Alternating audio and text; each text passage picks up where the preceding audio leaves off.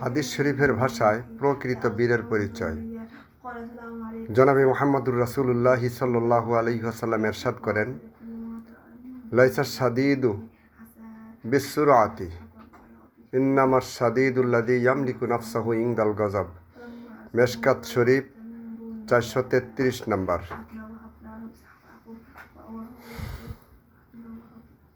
আল্লাহর হাবিব জনাবে মুহাম্মদুর রাসূলুল্লাহ সাল্লাল্লাহু আলাইহি ওয়াসাল্লাম এরশাদ করেন,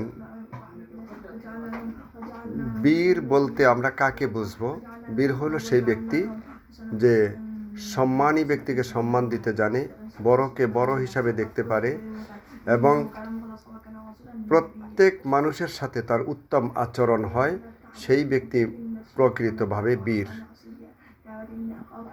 আর যে বড়কে অসম্মান করে সম্মানিত ব্যক্তিদেরকে সম্মান দেয় না, সেই ব্যক্তি বীর নয়। শরীরের বল দেখানো, শক্তি দেখানো বীরের পরিচয় নয়। আল্লাহ জাল্লা জালালুহু আমাদেরকে এই হাদিসটির উপরে আমল করার তৌফিক দান করুন, আমিন।